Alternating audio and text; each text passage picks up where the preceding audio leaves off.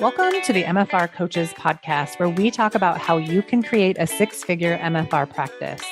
I'm your host, Heather Hommel. Not only have I been practicing MFR for 11 years, I'm also a life and business coach, especially for MFR therapists. My goal is for you to understand how to get fully booked, how to talk to your clients, and how to make sure they understand what's possible for them with MFR treatment. I'm here to help you stop under-earning, overworking, and burning out. I'll lend support so you can create the MFR practice you've always wanted. Learn how you can do it too, even if you live in a tiny town, and even if you're just starting out, and even if you've ran your practice for years. Let's go.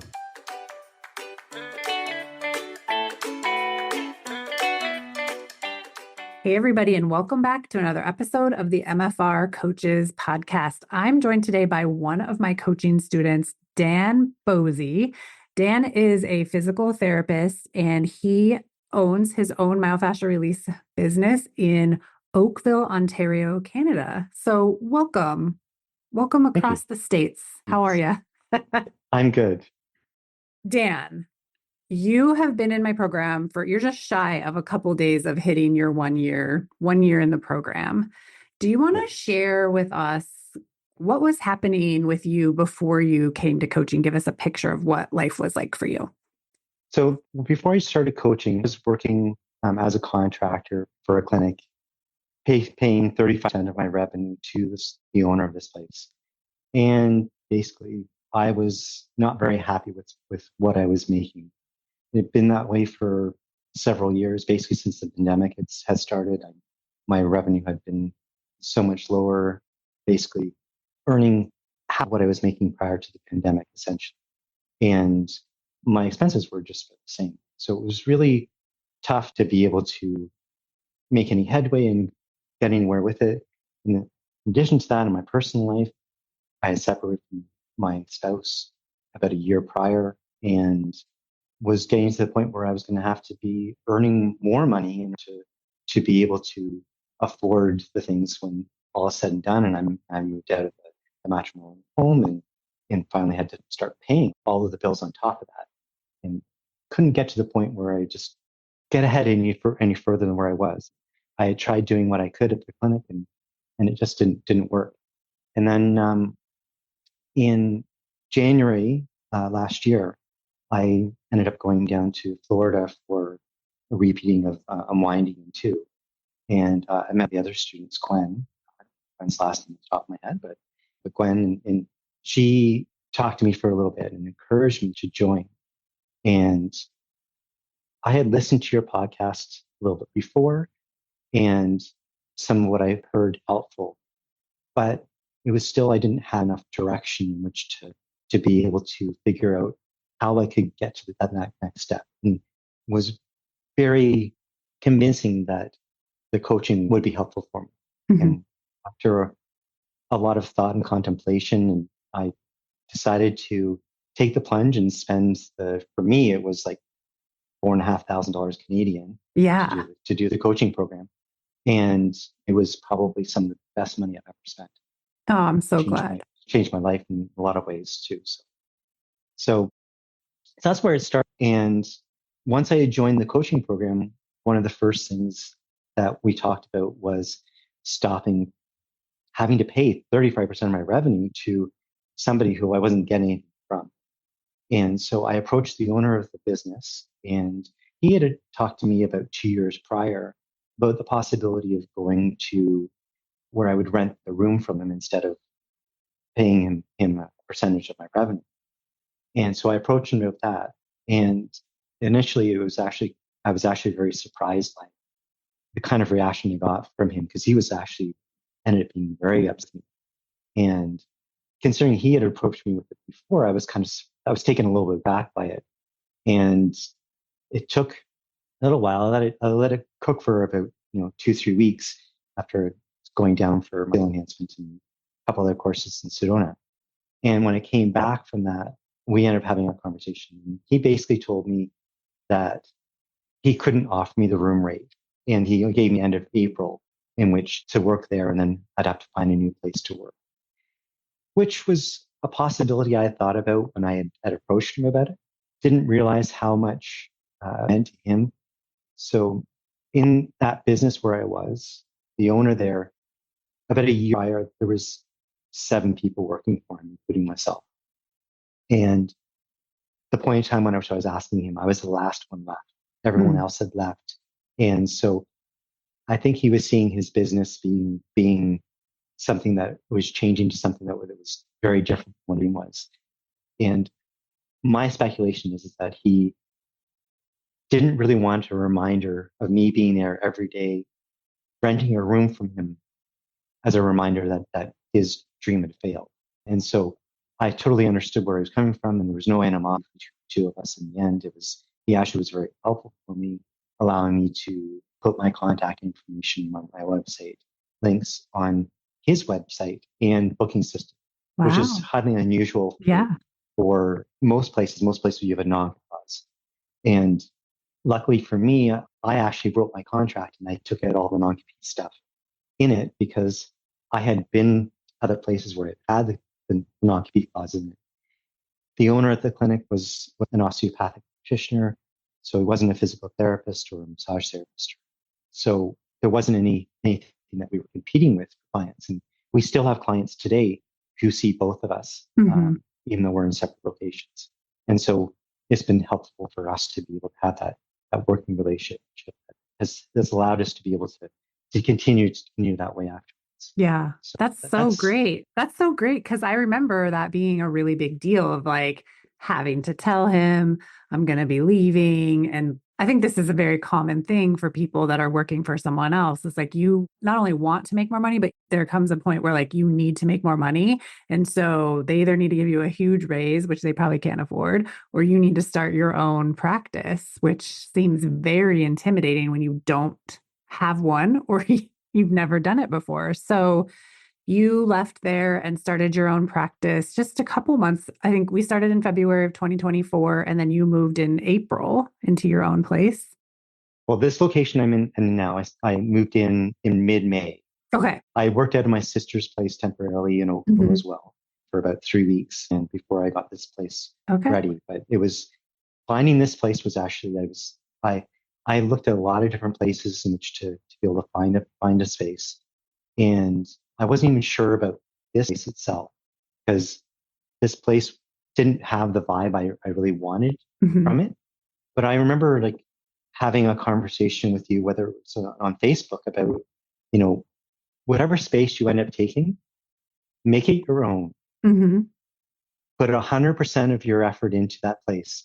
Because if you don't put 100% of your effort in and you don't make it your own, you're not going to end up getting the result you want. You have to do it by fully. Like 100%. Decide it's perfect and treat it like it is. It is. And this place has been great. I've been very happy with it, and my clients like it as well. And I'm getting the ambiance I want in here, and which is all they want. Want them to be nice and relaxed and let themselves be open and let themselves be able to feel that they can just let everything go with what they need to. Yeah.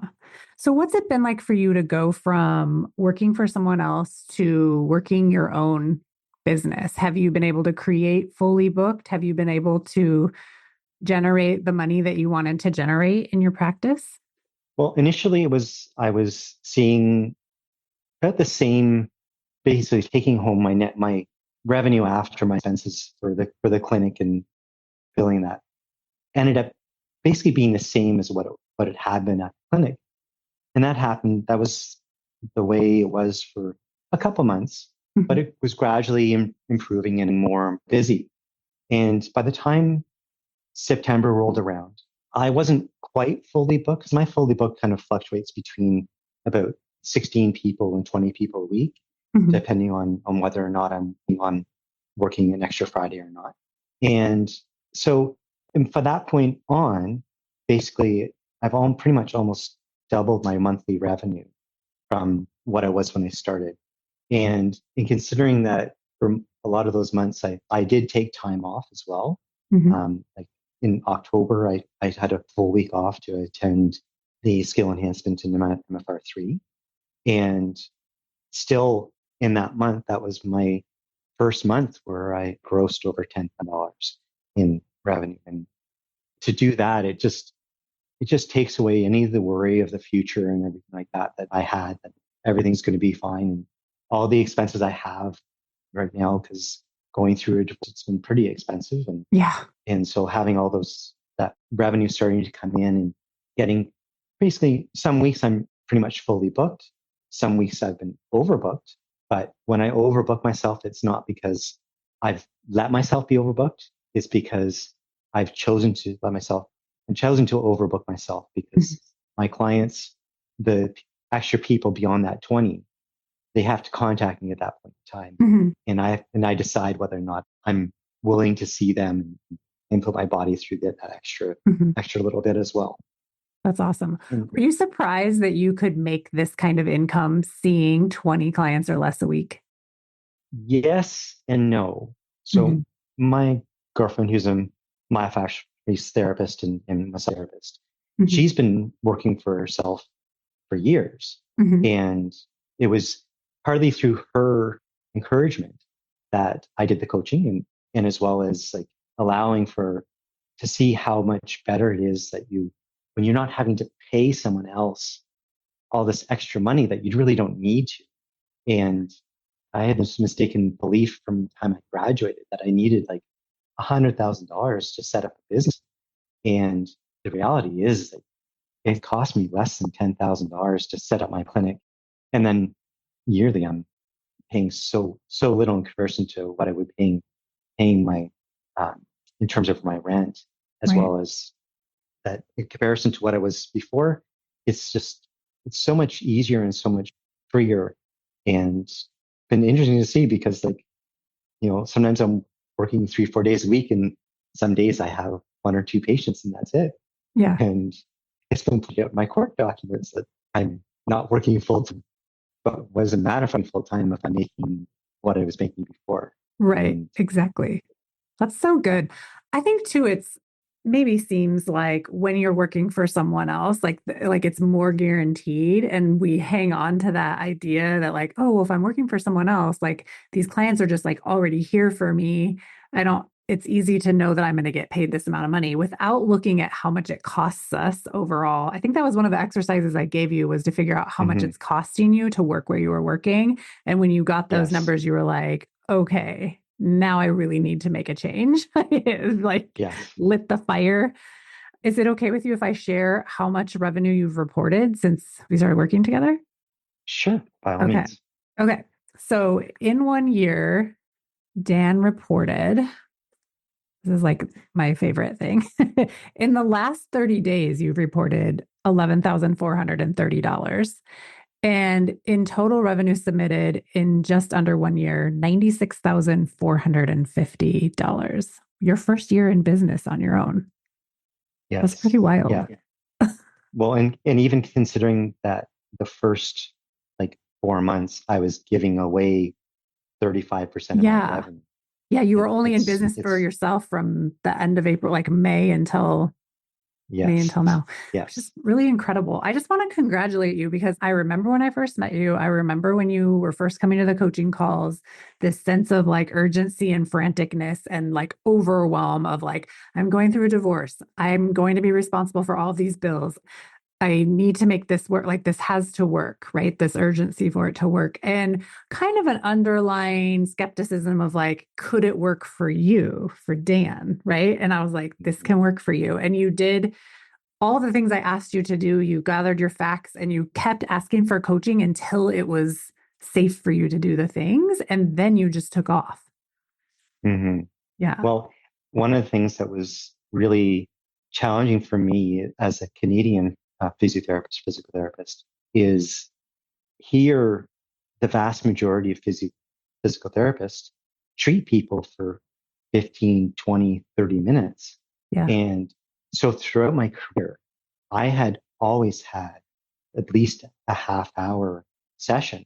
Mm-hmm. And at the time which I started coaching, I had a half-hour session, I had a 45-minute session, I had a 60-minute session, I had a 90-minute session. And I got challenged with this idea that, why am I doing 30 minutes or 45 minutes? And why not just go to a straight 1 hour and be that as your only offering? Because that way, if someone comes to see you, they have to pay that.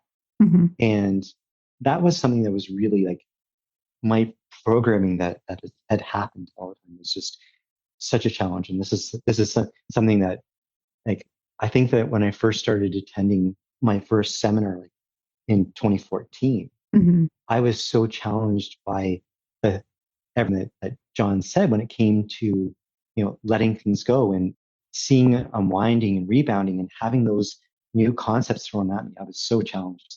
It Yeah. was really hard for me at first, but when it came to the changing, I had so much problem with it. I'm a runner and I would go for runs and I was ran on a regular basis. After I was challenged by that, I started having left plantar fasciitis pain and I've never plantar fasciitis pain before. And yeah, You're like, and Heather so gave me plantar fasciitis because she's so bossy. she did not give me that. It was more because I was being challenged by Heather, Yeah. and that challenge was because I wasn't allowing myself to move forward. Yeah. And the thought of like the feet are often thought to be if you're having pain in your feet, it's because you're not moving forward. Mm-hmm. And so that was something that said to me that I need to allow myself to move forward and not fight this and let it go. So my original thought was that when I was presenting with this idea, 75% of my clients would see me for less than an hour. Yep. And so I thought it was going to blow up my business.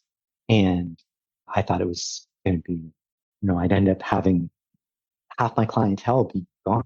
Yeah. And it just wasn't the case. Yeah. What did people say I when you changed it? Like, did they kind of like the idea of going? I feel like I remember you saying something like people were surprised that an hour was an option. Like the people that were on 30 minutes, just it never occurred to them to get an hour. well, majority of people were like that. They're like, you could do an hour. Like, yeah. And it's actually more effective. Can And when actually I be talk better to for them you. about Yeah. and when I talk to how much more effective the treatment is, and the fact that we can get through more layers and get at the problem. So we would actually require less sessions. Mm-hmm. There was a lot more people that I thought would switch over. And even some of my half-hour people who I'd seen for a decade, they switched over to the hour as well. Yeah. And so these thoughts that we put in our head about that people are not going to pay what you're asking them to, Mm-hmm. they're going to come and see you, they're going to pay.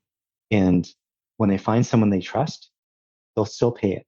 And that's where we have to own our worth. And Yeah. that's something I've really learned from being in this part of the coaching is that you have to own your worth, not let yourself be taken advantage of by people. And, Mm-hmm. even the thought that, one of the things we talk about is this idea of what is the lowest rate you would charge? Mm-hmm. I think you use Mm-hmm. the term resentment rate. Yeah. And this is the rate in which if you treat someone below that, you would actually resent treating them. Yeah. And that concept is such a powerful concept because it tells you how you feel what's going on in your body. Make sure that you actually have something that is going to be good for your being and in the long run that you're not going to create anger and resentment towards people because you've offered them something that you really don't want. Yeah. And this is something that I've taken in, when it comes to the negotiations for settlement with my divorce is, there's for me, there's just sharing a little bit that Mhm. my former spouse, in order to do equalization of property, which is pretty much a formula and is basically set out the law here. She owes me quite a bit of money. Mhm. She doesn't have the money because we're not rich. Yeah. And so the house has to be sold in order to be able to do the equalization. But on top of that, I've come up with an idea and I've talked to my lawyer about this. So what's the lowest amount of equalization that I take in order to help things move forward Mhm. that I won't resent? Mhm. And I have a number that's set in my mind and my lawyer knows this number. Mhm. And so for me, it's that concept has been such a helpful thing to be able to, not only in my business, my personal life too, just to kind of be able to help with that as well.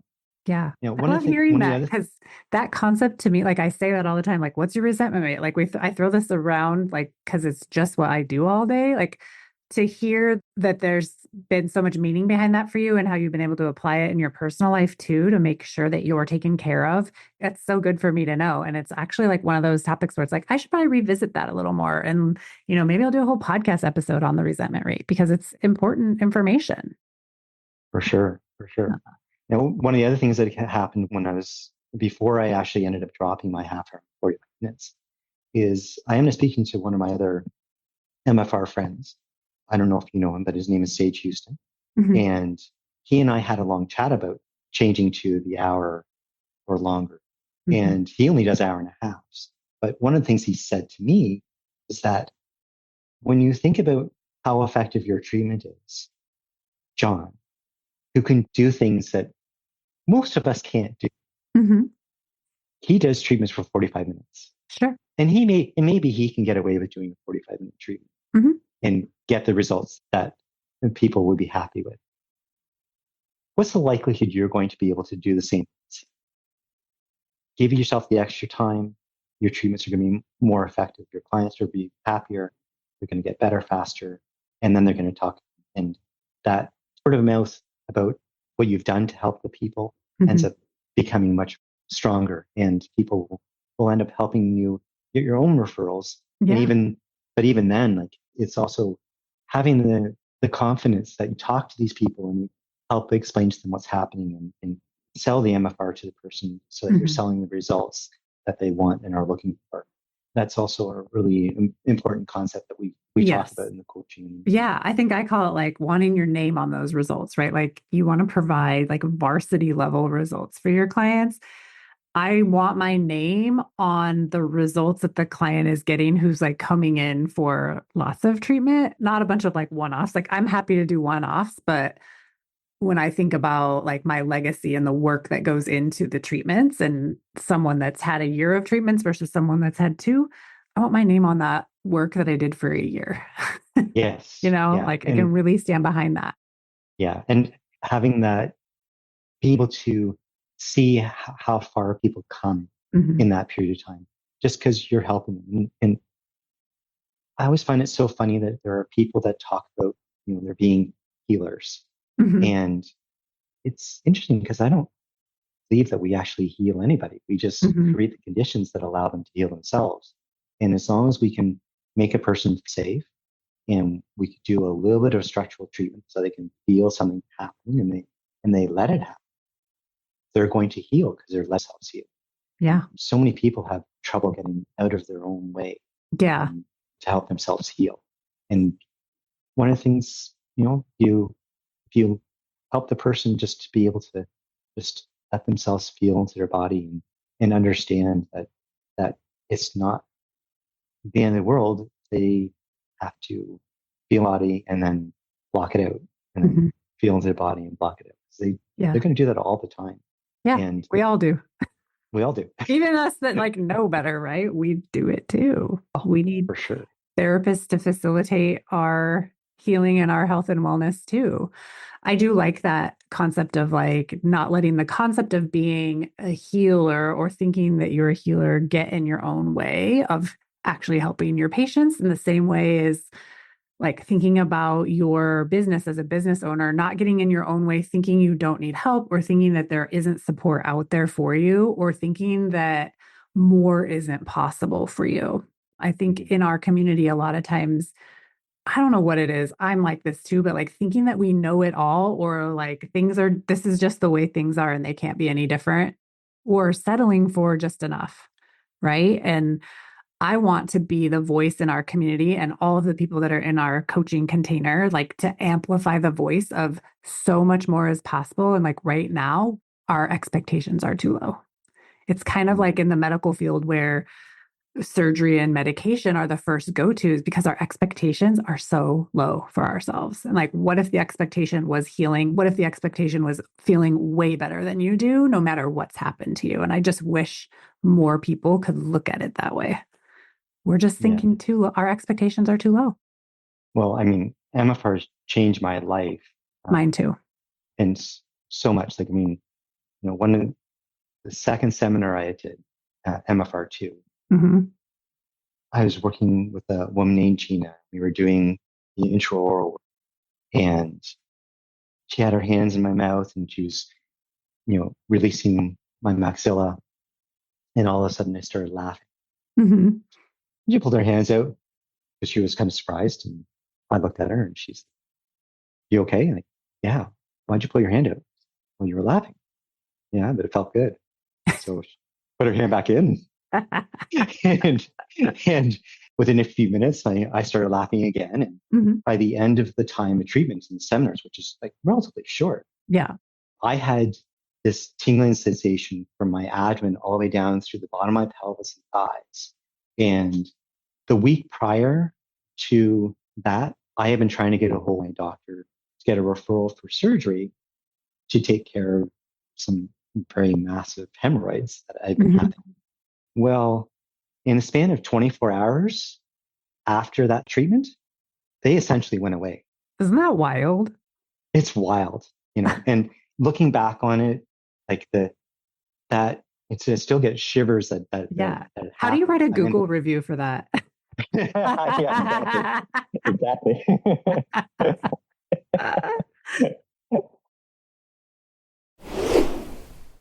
Attention, myofascial release therapists. If you're tired of waiting for clients to find you and want to take control of your business success, now is the time. The Foundations program is officially open for enrollment February 24th, and I'm inviting you to join me inside. Inside Foundations, I teach you how to create demand for MFR without feeling salesy or awkward, how to get fully booked on purpose and with purpose, and how to stop waiting and start making sure people know who you are and what myofascial release is. This program gives you everything you need to build a thriving, sustainable practice. And to make it even better, if you join by March 7th, you'll get a free one-on-one coaching call with me, a $500 value. So we can dive deep into your business and get you on the fast track to success. Don't miss this opportunity to change the trajectory of your practice. Doors open February 24th. Mark your calendar and be ready.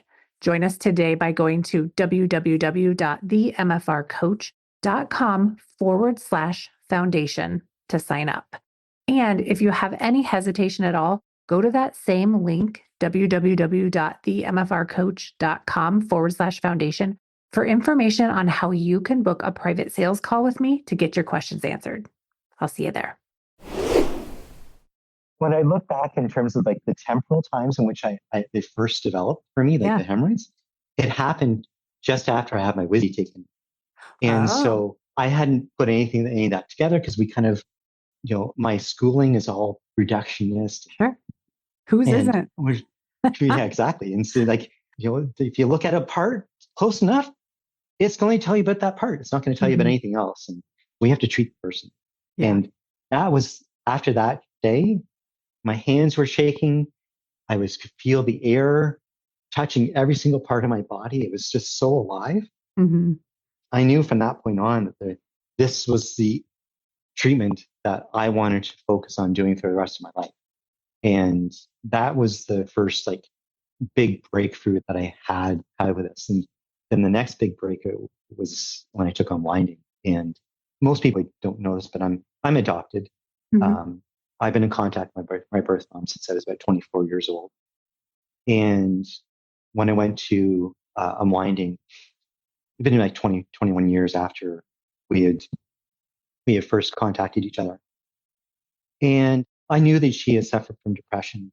I myself had suffered from depression, having gone through 2 episodes where I was relatively suicidal, and had planned and everything. And just like the psychologists I've talked to, they said that you were probably at a very dangerous part because you had a plan, weren't talking to people. That's a problem. Luckily enough that I couldn't go through with my plan and didn't have any. And you told somebody, which is really good. Actually, the first time I didn't. The second time I did. Okay. But the first time I didn't. So I'm on the unwinding, and for some reason, I don't know why, we did 4-person unwinding, then a 5-person. And in both cases, the energy of the room and the energy of the people around me, for some reason, I ended up going from the table onto the floor, curled up into a ball, crying on my right side. Mm. And I had no idea what it was about because I don't recall doing that in my life. But second time, I ended up getting a picture of my birth mom, not as I knew her then or know her today, but when she was pregnant with me. Mm. And I realized at that point in time that the depression I lived with my entire life was hers, that she had passed on to me when she was carrying me when she was pregnant. She was 16 years old when she got pregnant, and her family didn't really know what to do. And they got counseled by the Catholic Church, and she got put into a home for young unwed mothers so that they could have their babies at set size. And we're talking since the early 70s. Yeah. And so I know that when she got put in there, she was about 2.5 months pregnant, that she cried for 2.5 days, lying on her side most of the days. Yeah. And who could blame her, right? Like, how scary. Exactly. Yeah. Exactly. And then when I was taking unwinding the next time in Florida, my dad and I went out to dinner, and my dad knows my birth mom as well. And he asked me questions like about what happens when people unwind and what people can experience. And so I told him, sometimes you get thoughts, sometimes you get feelings, sometimes you get pictures, sometimes you get whole videos with sound and everything. Sometimes you get smells. Sometimes you get responses through the body and for sweat response and heart rate and everything like that. And so he asked me, like, so what did I see when I got that picture of Mary? I said, well, initially I discarded it. And the reason why I discarded the picture was because there was nothing personal about that room. And I didn't know at this point in time that she had been put into this home for unwed mothers. Yeah. And so I described the room to my dad. It was a single bed with the head towards the window, all white walls, feet were towards the door. There's nothing personal in the room. There's like hardly anything in there. It just felt like weird. And my dad told me that that's where she was, in this place called Rosalie Hall. And it's still open, by the way. In Wow. And so it's kind of interesting to see. But that was part of my start of my real healing. And it changed me, that from that point on, I haven't found an ounce of depression. And every time that bad things happen to me, I never had that feeling that the world was closing in. And if I hadn't have had that happen, when the clinic owner told me that I was going to be out after the end of April, that would put me into a spiral in the past. But it didn't. It just kind of helped me move forward with life. And MFR is such a powerful tool to be able to help, going through, even coming through the divorce, and those who were with me during rebounding in 2023. I got some bad news from my lawyer on one of the days. Came back and I was unwinding. Ended up being very frustrated, and during an unwinding, I was actually pounding on the partition between the walls at the center. And they're probably like, please don't do that. Donna came over and said, direct it somewhere else. Yeah. And so it was because she didn't want me to hurt myself. But it was still like helpful to get all that out. And it's just, I'm so grateful. My changed so much because of MFR and coaching, and I feel so much more confident in myself. I didn't used to have times in which I would offer really to help. And, a couple of years ago, I began, after separating, I started to join a tennis club, which I hadn't played tennis in almost 30 years. And I've got probably a half a dozen clients here who are from the tennis club, because that's awesome. I'm there and I meet them. They're having problems. I offer help, and they come and see me. And I have some people who I'm now also doing a member of a yoga studio, and sometimes I hear people talking about problems that they're having. Yep.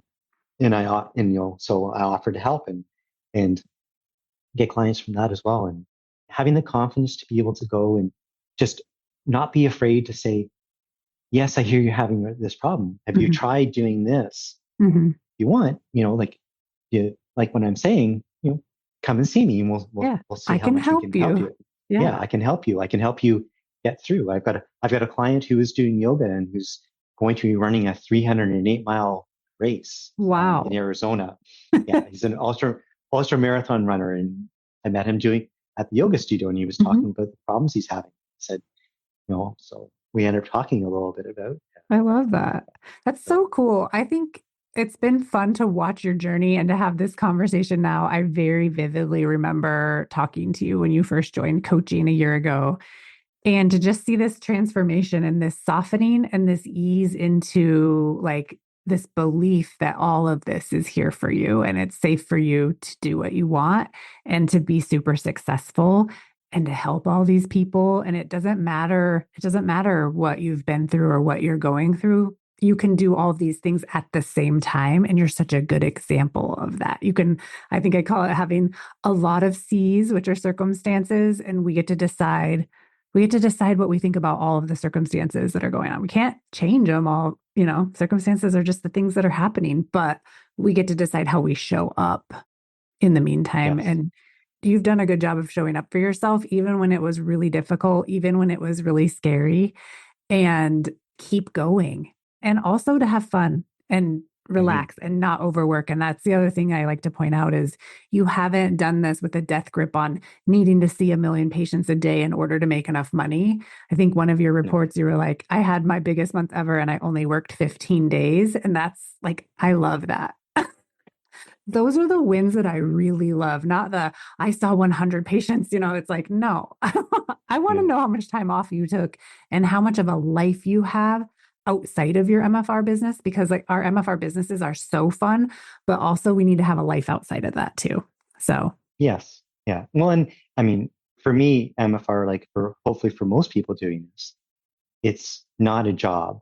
yeah. We do it because we're called to do it. We're called to Mhm. because we want to help other people. And for me, like helping people and being there for them so that they can let go of what they don't need Mhm. is kind of nice. And just I don't know if you want to share. Like I have written a poem that I'm going to be putting on my wall here in my clinic. Yeah. Read it to us if you want. Picture of me of a set. Yeah, Okay. sure. Share it. So the past cannot be changed. It has shaped you at every turn. The lessons that have been taught will repeat until you learn. The future has not been written. Envision it with your goal. Believe in divine timing as it aligns with the journey of the soul. Be aware, let go, feel your essence and allow is a choice you can make only in the present, in the now. That's really good. That's so good. Thank you so much for sharing that. I love it when people share things. It's so good. Well, writing poetry is actually something I come by kind of naturally because Great. my birth mom is actually a published poet.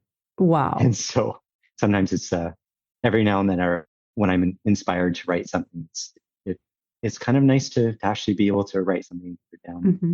work on it, and realize that when you write something for yourself, you end up you're just writing it's all raw and like that. When you're writing for someone else, you end up refining it, refining. I probably had 20 different versions of almost every Yeah. single verse, and it works kind of nicely. And sometimes people come in, people who I want to see, people who that touches, Hmm. those are my ideal client.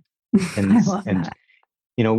I know we talked in coaching about like sometimes like when you write something, when you write an article, Hmm. or you write and you want to direct it at your ideal client, the Yeah. client that you want to have in your That you're practice not and editing accept. yourself for. Yeah. Exactly. You want that person so that who comes in will not only accept you for who you are, Hmm. but will also start to be able to accept themselves into work that will help them be able to make those big changes that can happen Yeah. and improve their life so that they can get what they want. So And good. So, so good. Okay. If you could think back to the thing that you needed to hear in order for it to be safe for you to join coaching, would you share that with the audience so that someone like you can hear the thing that creates the safety for them to change their business? I think for me, it wasn't necessarily really truly about safety. It was more about that I didn't know enough about how to run my own business Hmm. and how challenging it would be. And the thought that if I really wanted my own business, which I actually had funded my own business I've been practicing for 27 years now. And I had worked for somebody my entire career up until like months ago, Yeah. 9 months ago. And so to have my own business, I really wanted to be able to know that I could have the support, have people to ask questions to that would be able to help me deal with stuff that I didn't necessarily know I was going to have to deal with as a business Hmm. owner. That was probably one of the biggest reasons. And then having support and thought about when things aren't going well, Hmm. things that I can do in order to be able to help me improve my business. And while I haven't done everything, because I'm still not a whole lot on social media, I haven't Hmm. added more articles to my website, even though I actually have articles written. It's just Hmm. I haven't updated them. But but having all that information and knowledge and the support and even going through the process of helping to understand with the modeling, like the CFTAR, Hmm. I use that at the beginning to help me out. And Yep. while I don't necessarily always write down, I do always think about it and how that circumstance is creating thoughts and feelings in me. And if I don't like those thoughts and feelings, then I need to take some action about it in order to help settle everything down. And I've used that in the stuff I've been going through my marriage, which Hmm. is for me, like I've had motions for my house and, the thought that I was going to lose the motion I had asked for. And if you lose the motion, like most of the times, for those people who don't know, like you lose emotion, you're actually paying costs for your spouse as well. Yeah. And so it's kind It of gets kind of a real kind of expensive. it Yeah. becomes real expensive very, very fast. And so having that thought come in that I could lose the motion made me, well, how am I going to figure out that what I'm doing is just? Hmm. And so I end up going and looking up the case laws Hmm. that was pertaining to what it was, because Canada, we do a lot of case law. And once I read that, I was pretty certain I was going to win. Hmm. And I won most of it and most of my costs were covered. Hmm. And then, in a couple of days time, I'm actually having a settlement conference and the same thing's going to happen.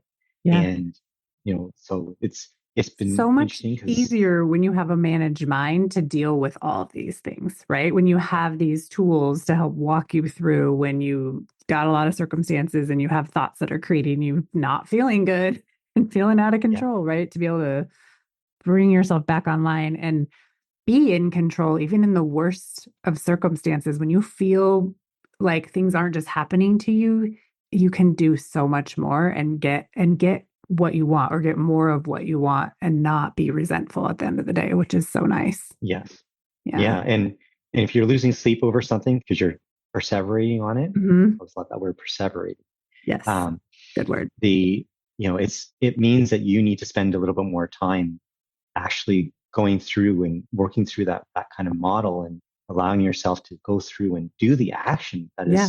that's needed. And if you're losing sleep over it, well, why not do the action right away and start so it can settle your mind down so you can get back to sleeping Yeah. better. And that's one of the things I found I sleep so much better when all those feelings that I have that are kind of interfering with me are, you start to deal with them because you Hmm. don't deal with them. They don't go away. They Absolutely. stay.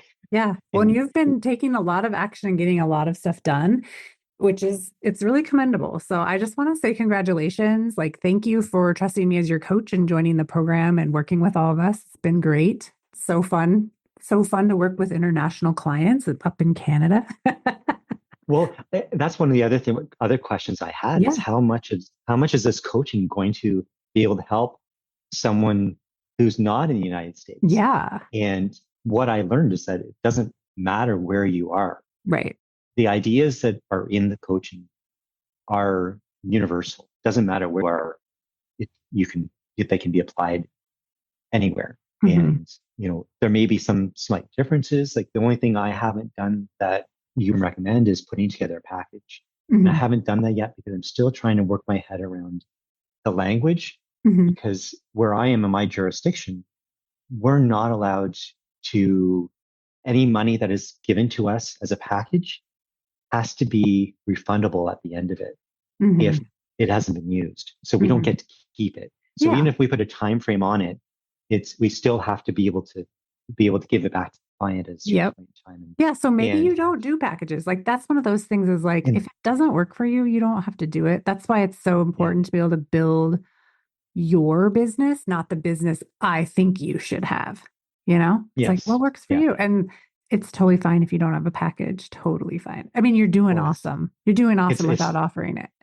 it has, and eventually there will come a point, like when my girlfriend and I we finally eventually amalgamated businesses. One of the other things, that reason why I wanted Mhm. to join was because I knew that there's a possibility that I'm actually going to end up moving my business from where I am in Sure. Oakville Sure. to somewhere that's an hour and a half away Yeah. or more.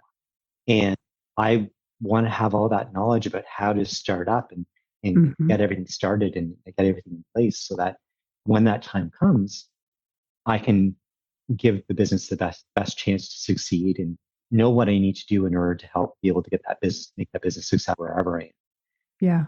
You'll be able to do it. You can know now that you know how So to do it, you can do it anywhere and everywhere. You'll be able to, e- you'll, it's exactly. just a matter of being willing to start again and telling yourself you can do it because it's just true that you can. Look at what you've created in 9 months. No, it's crazy. It's Yeah. And no crazy. one Just handed that to you. Like you created that. So, all right. Just for time, we're going to have to wrap up. Is there anything else you wanted to add? Maybe tell people where they can find you. So if they're in the area and they want to book an appointment with you.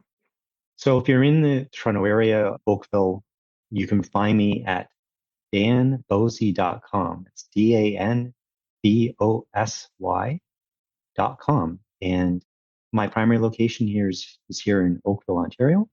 And I do have a secondary location where I see people once every other week, Fridays, in Ajax, Ontario, which is on the other side of Toronto. And hope that if you're listening to this, I hope you get something from this, and Yeah.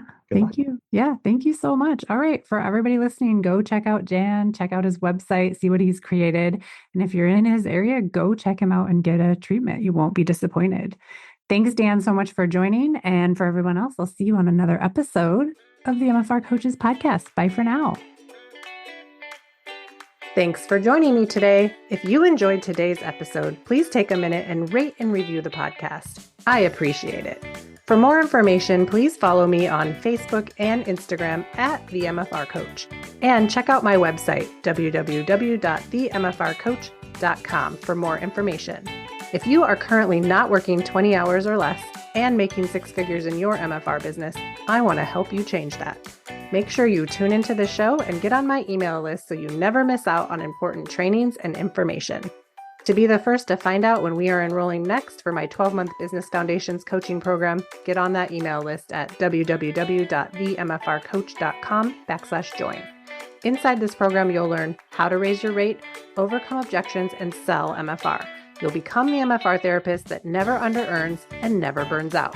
It's up to us to make MFR mainstream, and it starts with you and your successful MFR practice. See you next week.